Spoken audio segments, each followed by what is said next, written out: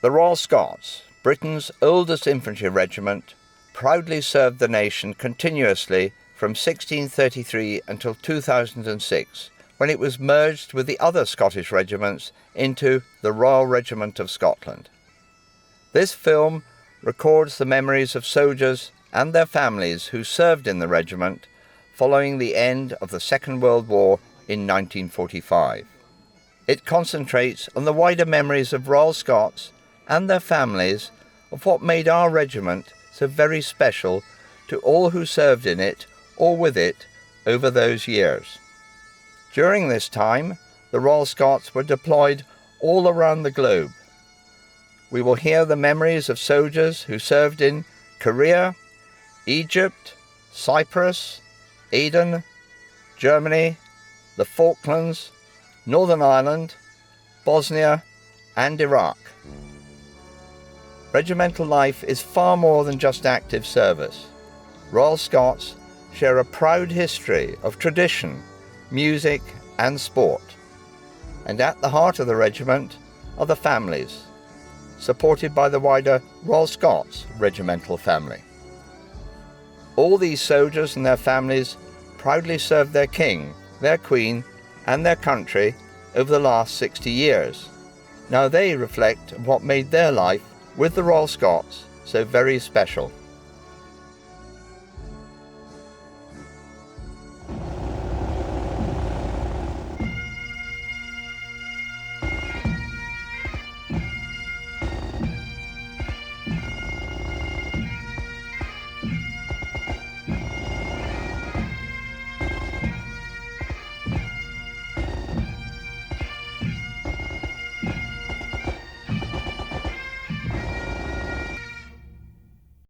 When World War II started, I was 10 years old, and I was due to come away to Edinburgh to school, but unfortunately my mother would not let me do so, and I remained in Bromley and went to Bromley Grammar School.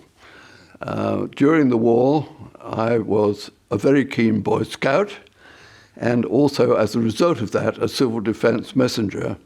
And I have memories of myself on my bicycle going round delivering messages from bomb site to bomb site and so on. The war finished in 1945, and I, at that time, had got a one-year gap before I had to do my national service. At that time, I had no idea that I was going to stay in the army, and after doing some basic training at Maidstone in Kent, I was sent on to the NCO Development School at Elgin in Scotland. And at that time, I requested to be a Royal Scot rather than a member of the General Service Corps. You may wonder why I said the Royal Scots. My father had served in the 2nd Battalion during the 1914-18 war, and he had stayed on until about 1922, when he moved back to London and became a stockbroker. My father was a prisoner of war when I was very young, so I really didn't meet up with my father until he came out of prisoner of war camp, and which was an interesting experience. The first time I met him, I went off with him and I ran back to my mother in the station hotel in Inverness and said, "Mum, you won't believe it, but Daddy just spent a penny into a basin," because I'd never been into a gents in my life before. But other memories... Sorry, I'm going to stop that. I got an invitation from Her Majesty in a little brown envelope which said, "You're called up as a national serviceman." And that was in early 1953. I joined the Royal Scots in 1966. My father had been a serving soldier with the 7th 9th Battalion during the war, and he was very influential in getting me to join. I liked the thought of joining the army. I was involved in boxing, so it was a boxing battalion, so I thought it was a great idea to join the Royal Scots. I joined the Royal Scots because my great-uncle was a Royal Scot in the First World War, and my father was a Royal Scot in the Second World War. So there was an obvious place for me to go. I was being pressed very hard by my employers, BP, to go to university, and I didn't want to do that. So I saw an advert in a BP Press to say that they were allowing employees to go off for 3 years in treated as equivalent to 3 years at university. So I thought it was a win-win for me. Well, basically what happened is I moved from Glasgow through to Whitburn in West Lothian when I was about 13. So when I was 16 I wanted to join the army. And the Royal Scots were my local regiment at the time. I always said I wanted to go to the army, but I couldn't go. My father wouldn't sign my papers. He wouldn't let me go. So I had a job as an apprentice painter up in Edinburgh Castle. When the tattoo was on, I was stenciling all the seats, all the numbers on the seats. It used to be benches, and I spoke to somebody in the castle. So I says to him, I'm going to join the army, and he says, right, go down to Rutland Square. And I went away doing that afternoon, and I went into Rutland Square, and I went in to see the sergeant, and he spoke to me and said, right, he says, you're old enough, he says, to come in yourself now. He says, you don't need your father's signature. And I says, right, fair enough. So I done it all. I done it right away, joined, and I got a letter come to the house telling me what time I was to go to Glencourse. My mother picked up the letter, and she was looking again, and she says to me, look, you'll go, your dad will go daft. We were all sitting around the table, and my mother just said it out of the blue. Andrew's going to the army, and there was no, oh, my father went nuts. He lifted the plate, he had a plate of mince, he was eating his mince, weak, and it come down my way, it missed me. But eventually, he still never come down into it at all, he didn't want me to join.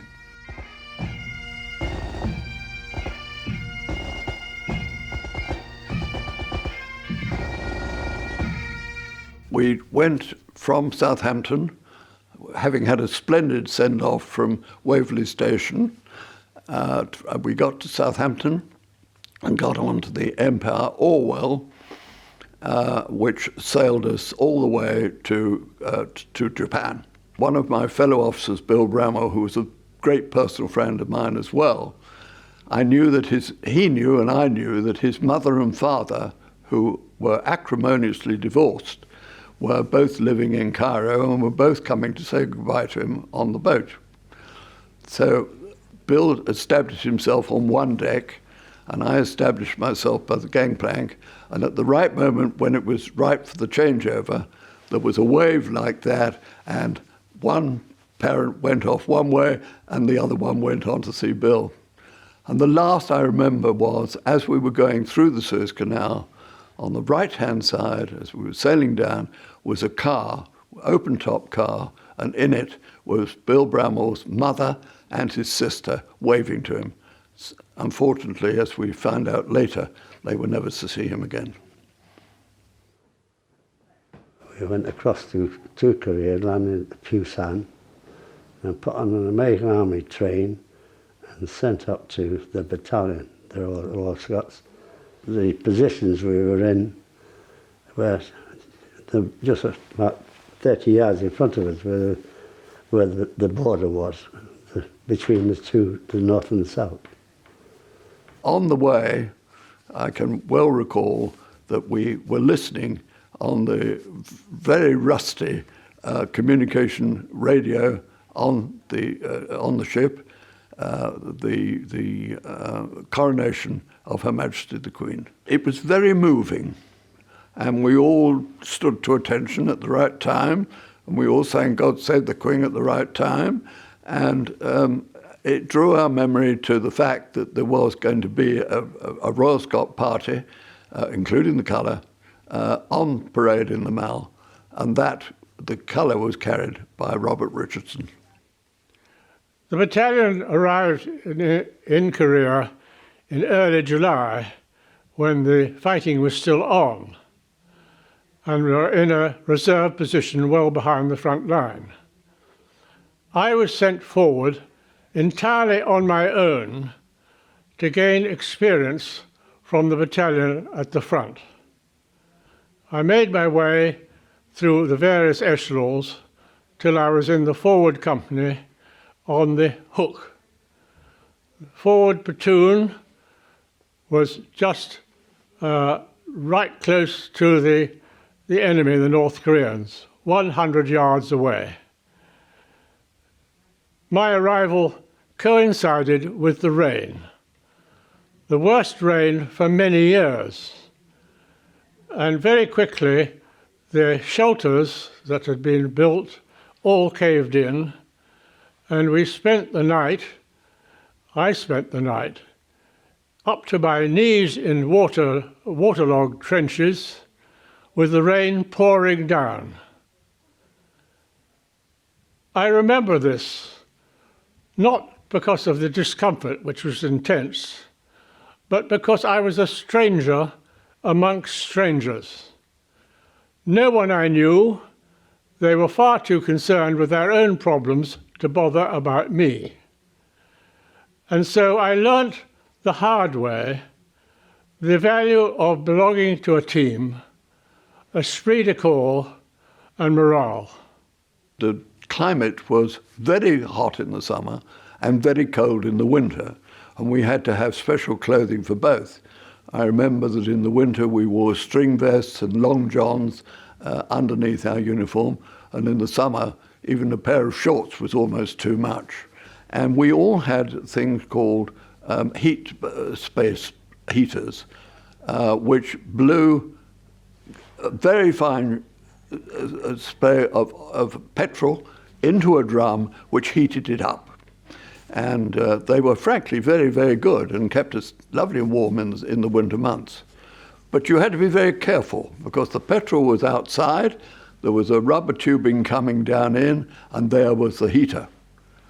And unfortunately, very, very, very sadly, on one night, Bill Bramall, who was at that time a part of support company, went back to his tent, and he tripped on the stair as he went in, dislodged the pipe, and I'm afraid burned himself to death, which was simply terribly sad for the whole of the battalion. The whole place was in mourning, to be perfectly honest. We weren't fighting. It wasn't in war that it was done, and it was just a horrible, horrible accident to an extremely, extremely popular officer. And then his body was taken by the Padre and a small detachment of representative Royal Scots down to Busan, where there was the war cemetery. And there Bill lies from that day to this.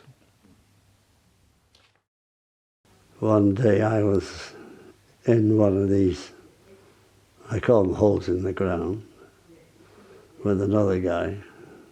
And then this guy, he pulled out his wallet thing, took out a photograph. He said, "Hey, look at that. That's my wife and my daughter." Oh. And I said, "Oh, she looks nice." Alf, his name was Alf. He says, "I'm going to marry her one day." "Oh, are you?" he said. Yeah.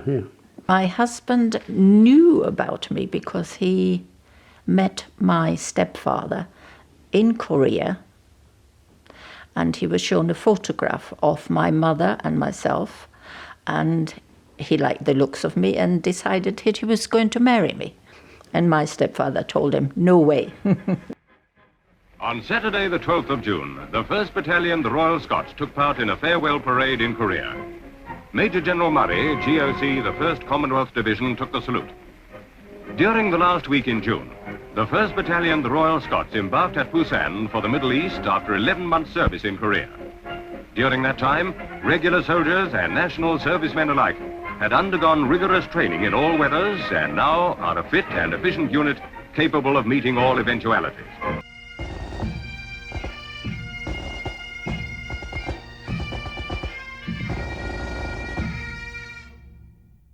Yes, we were recalled to the battalion early from Canada because we were selected to go to Aden.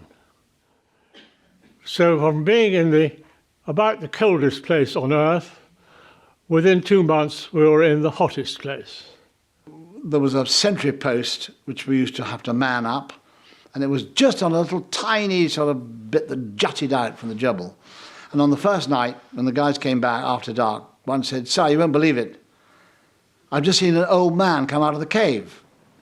I said, "Right, well, we'll go and find him." So I went on duty and waited, sent the next sentry back after 1 hour, and out of the cave came this old man with long white hair and a white beard. So I shone my torch at him and realized it wasn't a man. It was a baboon. And this baboon had been left behind, and when he saw somebody leaving, he would come out and look for food where the cooking area was. So from that moment onwards, we used to feed him every night. We were deployed to a tented camp down near Aden, which was dreadful. But every few weeks or months, we were sent up country to the Radfan, where the dissidents were. The Radfan was very mountainous, and the dissidents were very hard to see or find. It had been raining, which it rains about 3 days a year, and in the heavy rainfall, all our mortar pits were full, the ammunition was underwater, so I said, "Right, we'll move everybody into a house." And we used to clear a house with a can of petrol. I said, "Right, petrol's in the house now, good." So I went and stood by the door, threw a match into the house to flash burn it, and the whole house exploded. And I was blown through the air for about 30 meters, and rather badly burnt. And the house went on burning for about a day because he misunderstood a can of petrol. I meant a Coca-Cola can. He used a 4.5-gallon jerry tank of petrol. And as I lay in the sick bay, the chap said, "Mr. Ritchie, you're not going to die. We're going to fly you back to Aden." And I remember saying, "Please don't worry, I can make my own way." We were going to Cyprus for 2 years as a sunshine tour by way of some form of a more relaxed and easy time. And as I say, we were all looking forward to 2 years in the sunshine. However, Aoka appeared again after a long period of absence or underground work, and they attempted a coup d'etat on the Cyprus government, which at the time, Cyprus was all one island. Macarius was the president, and he fled in the sight of these Aoka men, and he went to Paphos, and then the Turks invaded northern Cyprus from Turkey. Got a flight date for the 15th of August, but a couple of days before we were due to fly, Major Watson, who was a Royal Scot, came to the door and said, "I'm sorry, the Turks have invaded, and you're going, but your family's not going." So I had a 4-year-old son, a 7-year-old daughter, and the 7-year-old daughter was really looking forward to go to Cyprus in the sun. But anyway, I ended up going. All my boxes had went with the battalion, so the wife was left in an empty quarter in Tidworth. We had one box that we kept, and that had all the essentials in, which was the hoover, the floor polisher, because you had to leave your quarter nice and clean. So that was an essential to me. And, things that the children needed, really.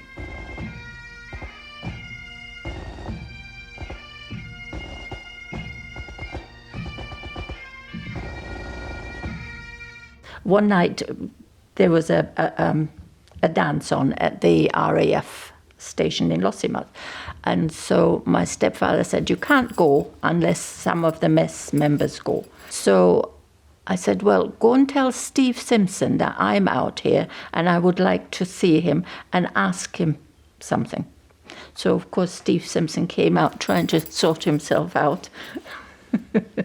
And I said, "I'm Alf Piper's daughter, and I would like to go to the dance, and I would like it if you would take us." So he did. Steve and I obviously fell in love very quickly. We were engaged within 6 weeks. We were married in Elgin.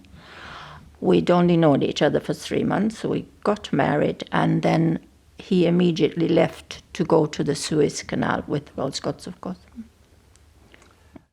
I think wives and children are an enormously powerful and important part of regimental life. I mean, up to now, of course, infantry soldiering's been done by men, so I will use that context when I speak about it. In the future, it's going to be men and women. But the men just couldn't even train at home and abroad at the intensity with which we train, and certainly couldn't deploy for some of the operations on which we've deployed without the support of the families back home. And when one belongs to a truly extraordinarily cohesive organisation like the Royal Scots as a regiment, when the 1st Battalion is nested in that regimental sense of identity and support, then it all comes vibrantly to life.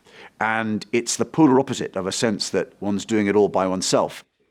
Well, the family was most important because I was away and my wife was left with the children, and she got tremendous support from our friends and, including this, the regimental family, because I was abroad and she was left at home looking after the children. My father actually was sent a telegram. He was in Tripoli preparing for the invasion of Sicily, and a signal went through saying 1 small kit bag has arrived, which meant that my mother had had a daughter. If I'd been a boy, I would have been a large kit bag. When the battalion came back from Trieste to Glencorse, I went to the Auchendeni Primary School, which was quite a shock, but I soon got into the swing of things, and I learnt about jammy pieces to take to school every day, and I learnt how to fight the school bully called Follopslaw. And I can remember that day in the hall when he was in his battle dress, saying goodbye to us with his kit. Up till then, I'd always had a memory of a rather dashing officer in tartan trews, and I was 9. Sorry, I told you to get emotional. And I was 9, and I was old enough to know that he was going to join the Korean War and he was going to fight. And that's probably when I grew up. I got married in 1982, and that's wrong. Right, good one. I got married in September 1981, and we were based at Ballykinler. So I went home, got married, and then was given a married quarter. My first son was born in Northern Ireland, in Downpatrick. The second son was born while we were in Kirknewton, in Bangor. And my other 2 sons were born when we went to Verl, in Germany. But they loved it. I mean, even till today, they'll still keep in touch with their old friend, the Padsbrats, as they were called. It's a wonderful feeling to have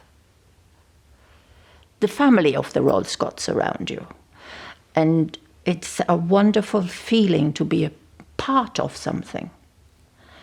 It's even the children now, our families, feel the same thing. They are a part of something. They love being Royal Scots.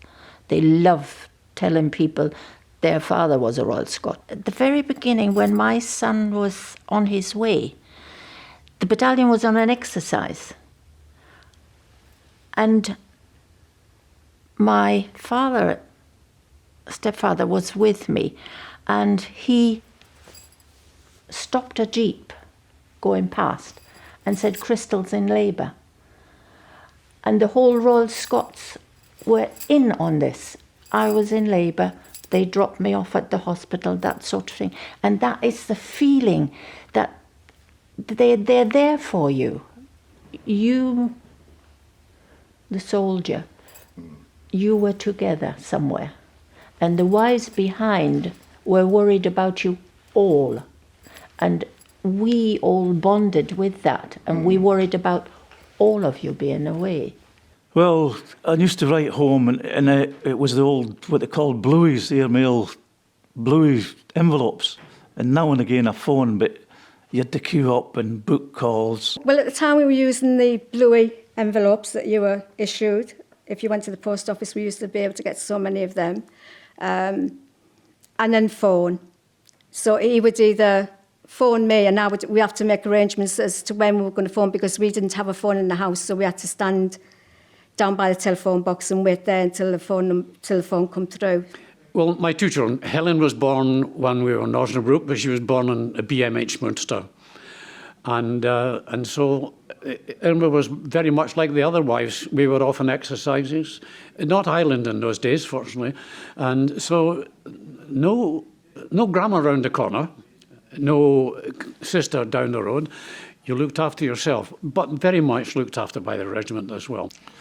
Yeah, moving around from one quarter to another was a bit of a rush sometimes, because you went along back off exercise. And in them days, in the 60s, 70s, your quarter had to be immaculate before you moved out. And I can mind, especially the cooker, being inside the cooker with electric drill with a wire brush on, getting all the fat out of the cooker. Well, of course, it is a distinctly peripatetic lifestyle. So I served 33 years in both regiments, and Lorna, my wife, and I are living in our 20th house in 25 years of marriage, and some of them in home and abroad, and most of them have been great fun. But our children were getting fed up with always being the new kid in class. About 7 or 8 different schools they went to, and I think that was...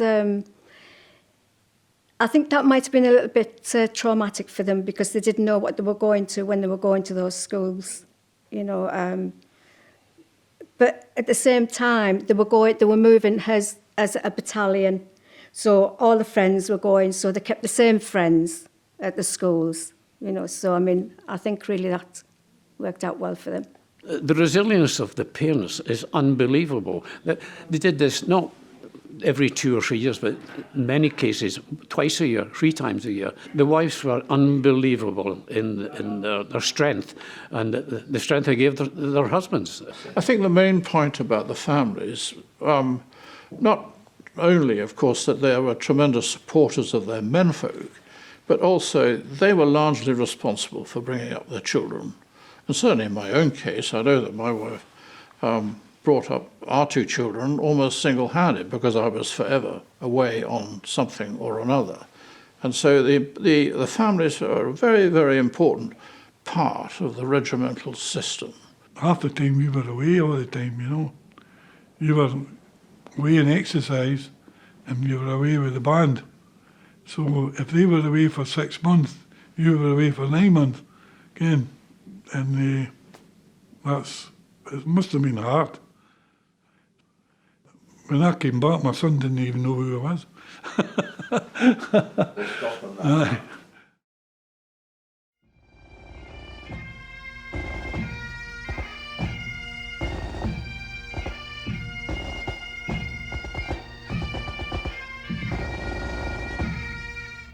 Well, we arrived in Berlin after a tortuous journey from Elgin, where we were 5 hours late in Edinburgh because of snow, and all the families waiting to say goodbye to sons and whatnot. And then we travelled to the Hook of Holland, and then up to Helmstedt, where we took the military train. And in those days, the military train travelled at only 12 miles per hour. And so it's slow going. Halfway through the journey, we heard the bugle being played. And I was in a compartment with the company sergeant major and another couple of sergeants. And he said, the regimental sergeant major is calling for sergeant majors. So off he went, and he came back. And he said, right, we'll now start blancoing our equipment and bulling our boots, so that when we arrived in Charlottenburg Station in Berlin, we'll be, as we always are, in the Royal Scots, ready for anything. And so we arrived in a blizzard in Charlottenburg Station with nobody in sight, and got onto our coaches, marching behind both bands, of course, onto our coaches, and nobody to see us. And that was the start of Berlin. In Germany, we had 432s, and I can remember it was a brigade exercise, and we camped up in these woods, and wherever you went, you always had a German van that followed you and selling you beer. So we bought a couple of cases of beer, and they were called the little snobby bottles. And Hereford pills were in a little yellow box, and we called them yellow handbags. So we were in this wood with a campfire. We were going to drink the beer, then we got a tip-off that the major was coming round to look for beer in the 432s by his driver. So we hid the beer. What we done was we got shovels, lifted the fire up, dug a hole, put the beer in, and put the fire back on top of the beer. And he came round, obviously didn't find the beer in the wagon, the 432s. And we were flapping in case the beer would explode with the heat of the fire. But anyway, then the next minute we got ordered to move, so we quickly put the fire out, jumped in our 432s, and left. So somewhere in Salthill training area, there's a couple of cases of yellow handbags full of beer lying. We were out the night out, and we were doing it to a pub called the Dab. We tried to get into this other pub, but that was all used by the officers and whatever, sergeant majors and that, and they wouldn't let us in. So they told us to go on a bike, and so we had a long way from where the pub was up to the camp. So we were walking by, and I spotted a horse in the field. There was a big white one. The next minute, there was another two of them, so there were three. There were 6 of us, so I thought, right, 2 in each, that'll do no problem. We were on the horses, and away we went, no saddles, no none, away up, right up through the married quarters that went up, sitting on the horse. So it gets to the barracks, gets up the top. So I'm at the big barriers down where I was sitting on the horses. So I says to him, open the barrier, we're walking in. And he's like that, no chance. He says, just put the horses back to where you got them and get in here. I says, no. So I tried to with the horse forward, and it wouldn't have jumped the barrier. It was no chance it would jump the barrier. So eventually he called the guard out, and he just said, he says to me, he shouted, right, Wyatt Earp, you and John Wayne and the rest of the cowboys, get into the barracks and leave the horses where they were. It must have been about 7 o'clock in the morning, maybe a wee bit earlier. And I hears this banging and I'm sort of looking, and there's Corporal Mains and Tom Heaps. They've got buckets and shovels with the brushes and that, and they were wearing gas masks, right, the two of them. And they're banging up and I'm waking us up again. So of course, you came out, you wake up in the morning, and I'm looking at, well, there's this big horse, his arse, it's right in front of me, this horse. It was, I'm saying to myself, the tail was going like this, you know, and of course, oh, help. The manure was like that, the flare was all covered in pee, everything. So I'm sitting, and of course, they've got the gas masks on, that's why they had the gas, because the cell was stinking. So I'm in the single Peter, and he's like that. They're shouting through the thing, they're like that, right, get this bloody cell sorted out now, you've got till 7:30. So then the CO, he says, right, I've had the chap that the horses belong to, he's been up here looking for his horses, we've told him they're there. The horses there, he says, they're all getting charged, and they charged us for rustling. we go down for rustling, and 7 days RPs, right?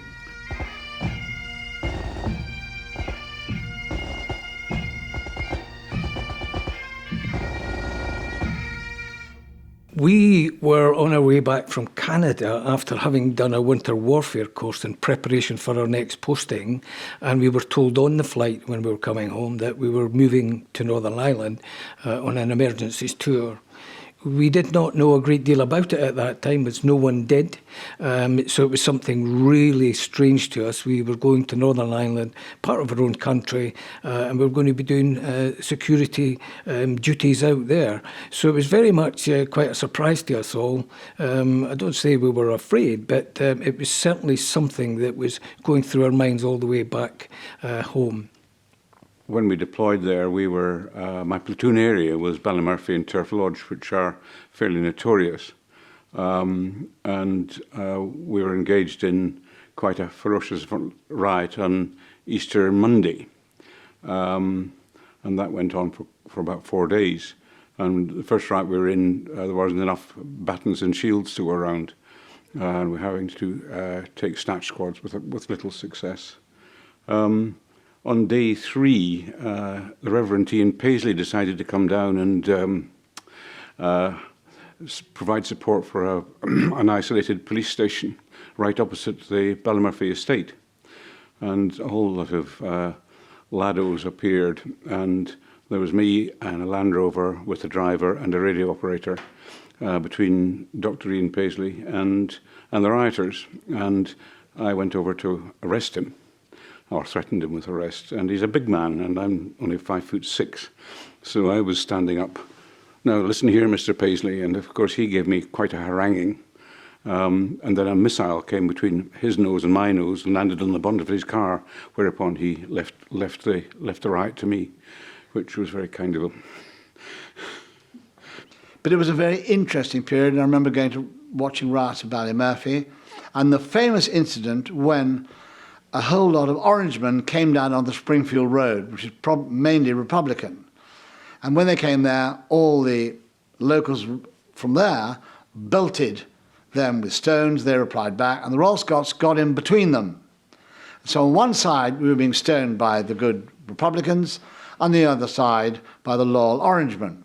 And the cartoon appeared in the paper the next day showing a Royal Scot being belted with stones from both sides.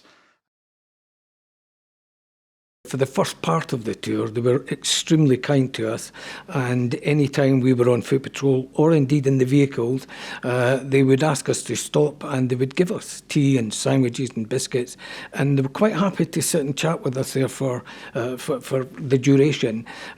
So we seemed to be getting on very well with them. We thought we were winning them over quite well, but very soon afterwards, the tea and sympathy didn't last. I still retain really vivid memories of that first operational tour, West Belfast, 1987 and into 1988. Of course, I'd grown up with the troubles in Northern Ireland pretty much dominating the news headlines. So I was acutely aware of it all. And then I have vivid memories of deploying to Belfast. I remember the smells of coal smoke hanging in the drizzle in December 1987. Still, whenever I smell that, less and less now, of course, it takes me back to there. Some of the music that was being played up these alleyways, and some of the taunts that we would get from some people in West Belfast at the time. I remember just how very busy we were. I remember about 2 weeks into the tour, living off about 3 or 4 hours sleep a night. When we were stationed in Ballykinler, it was like a fortress. The families were all inside the camp. There was 40 or 50 houses that housed the majority of us. And life went on. Life within the barracks itself was very good. However, the families didn't get very many opportunities at all to get out and about to Belfast and other parts of Northern Ireland, which they would have liked to. I think part of it was the dangers that they were afraid of, and they basically decided to stay within the barracks itself.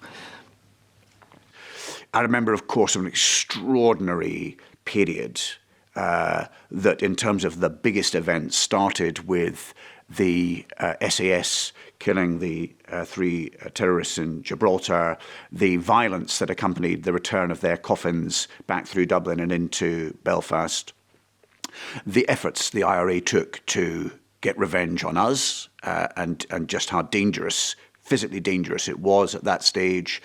the phenomenal professionalism shown in A Company when an IRA terrorist was killed by one of our junior NCOs. The crazy episode with Michael Stone throwing grenades around the city cemetery. And then, of course, the utterly tragic episode of the two signals, Corporals Howes and Woods, being so brutally murdered. And all of that unfolding in the relatively short window of 4.5 months. Yes, I did feel frightened. And the reason for that is that you are in a situation where there is terrorists that are about there, and their aim in life is to kill you, is to get you out of the way. And of course, soldiers were frightened. They didn't show it very often, but deep down they all were. I'm sure. The soldiers were absolutely extraordinary. I mean, we all know that Scottish soldiers can be a bit of a handful. You know, they've got plenty of spark, and in barracks, you know, they can sometimes cause some administrative type of problems. But goodness me, when they focus for operations in the training phase and the deployment itself, technically their professionalism. There were a lot of specific drills and skills to learn for operating in the dangerous environment of West Belfast at that stage. How technically competent they came in all of that, and their sort of inexhaustible energy and their bravery was absolutely extraordinary. And I learnt a great deal from them, as well as learning a great deal about myself.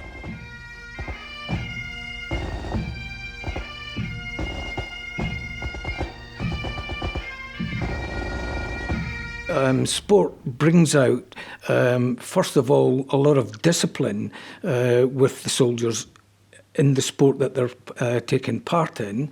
And that, of course, will be transferred quite clearly to the soldiers' ability in the field to accept quick directions and orders. They bond very well today on the football field, the rugby field, and the boxing ring, and they actually take that into operations. Sport was a huge part. When I joined, they discovered I was a footballer. I'd captained the rest of Scotland schools against the Glasgow schools, in hoping to go to Wembley to play the English schools.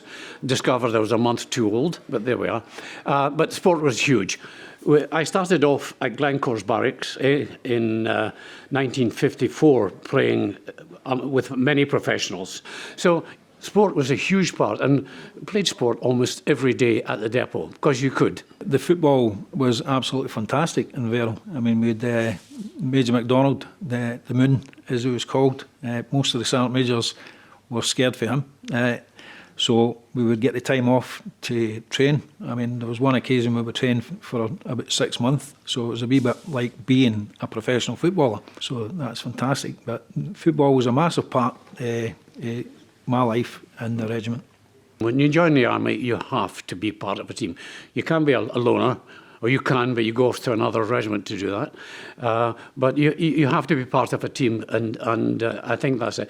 And there is an instinctive, nobility about sport. And I think it's the same in the army. We have a nobility that is not much appreciated, but is there. And I think the two go side by side, yes.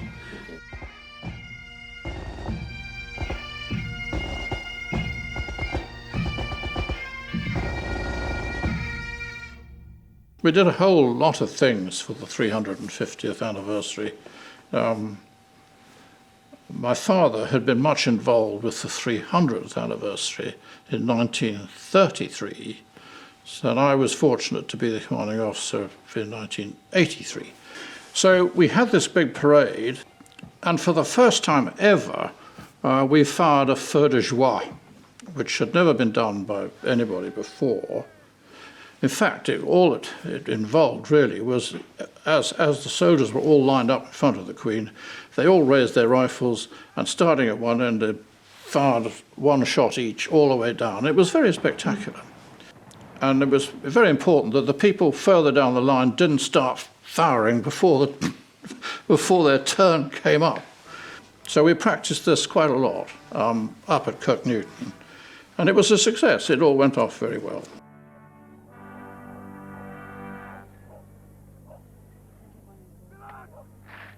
The final event of the 350th, which was the biggest event really, was the march through Edinburgh, when we had the 1st Battalion, led by the Pipes and Drums, the Gurkhas, the Newfies, the Canadian Scots, and all the retired old and bold soldiers and officers. And so we had this enormous parade that stretched from the Scottish office way out into the bush somewhere.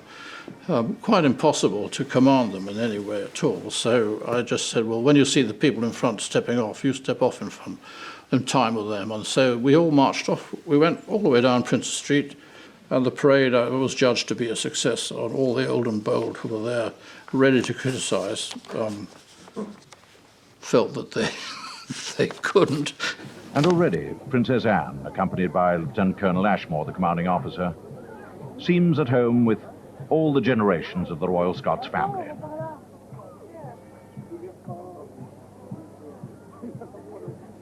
She brings a twinkle to the eyes of many an old soldier.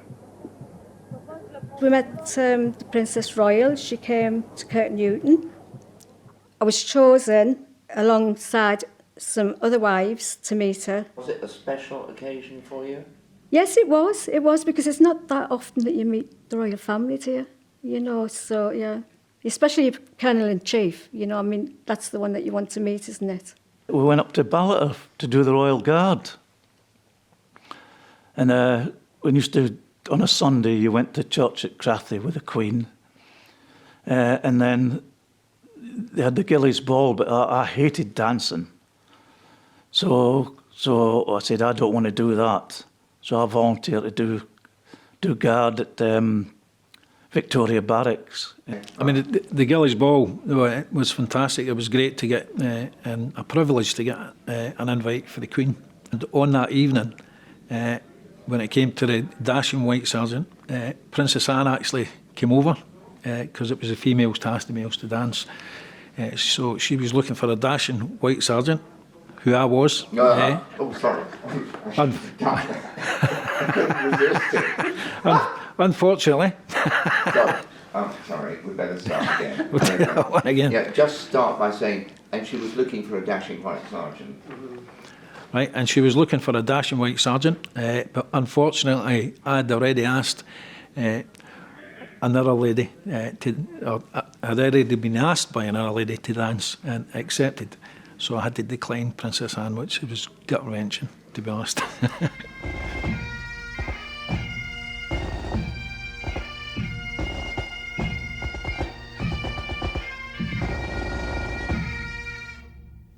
With advice from my daughter, I was told that I had to appear on the London March for Save the Regiment, which I did. And it was a very successful march in itself.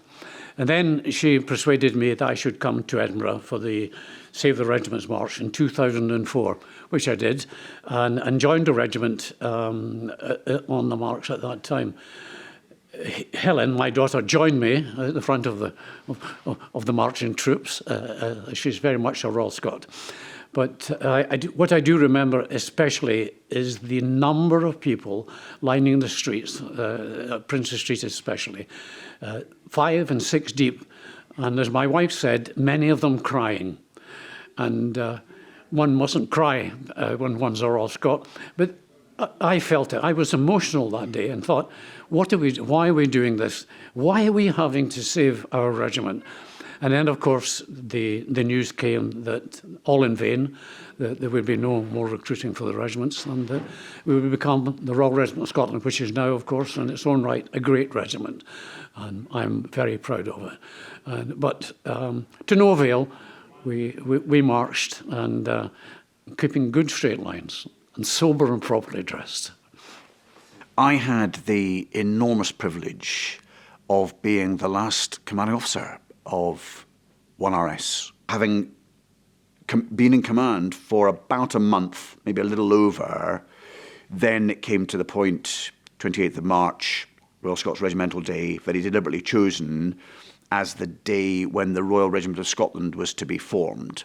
Of course, a decision that was completely beyond our control. We were fiercely proud of the past, but for those of us serving, actually particularly on dangerous operations in Iraq, by that stage it was our job to get things done and get things done properly, not least for the memory of all the Royal Scots that had gone before. And that evening, we had a dinner in an army tent in the desert in a place called Shaiba, just south of Basra. And then there was a most extraordinary electrical storm, absolutely extraordinary. A real racket of thunder and real proper fort lightning. Now, when that played back to the families, back here, we were based in Dreghorn Barracks at the time, so the families were mainly quartered around Redford.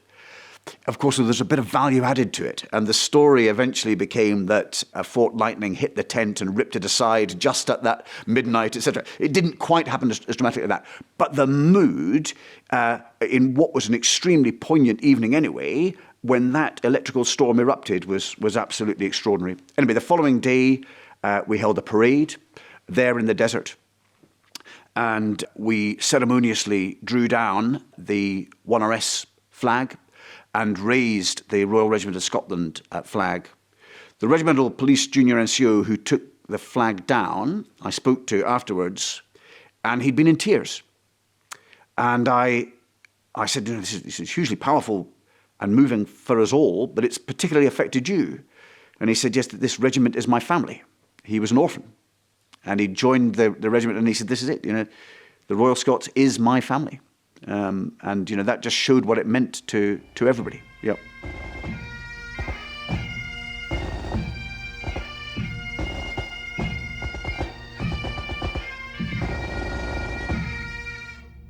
When I finished and went back to BP, I really, really missed it, because I missed so much the feeling of camaraderie, the esprit de corps, if you like, just the sheer joy of doing something that meant something.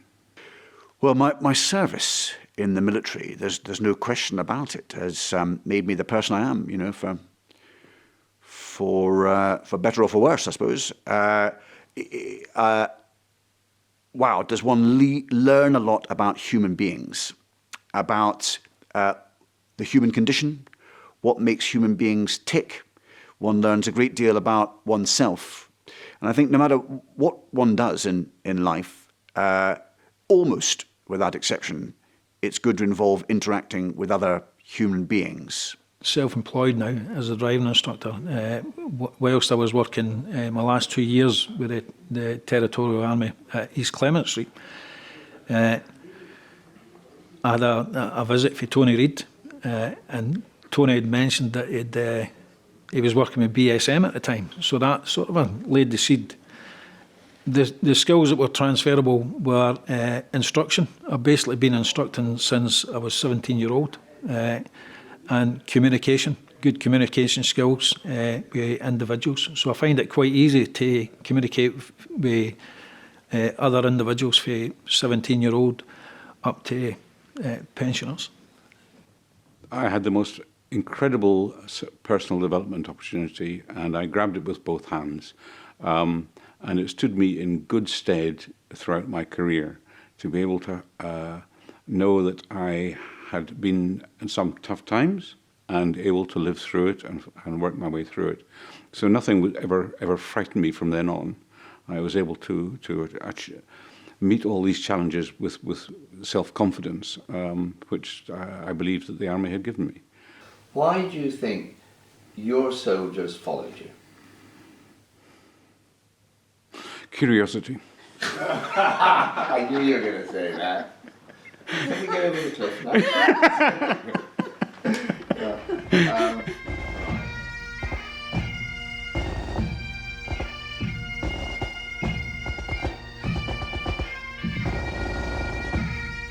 Well, throughout my service, I have always relied on the family, and in particular the regimental family, for advice, help, support, in any way that they can.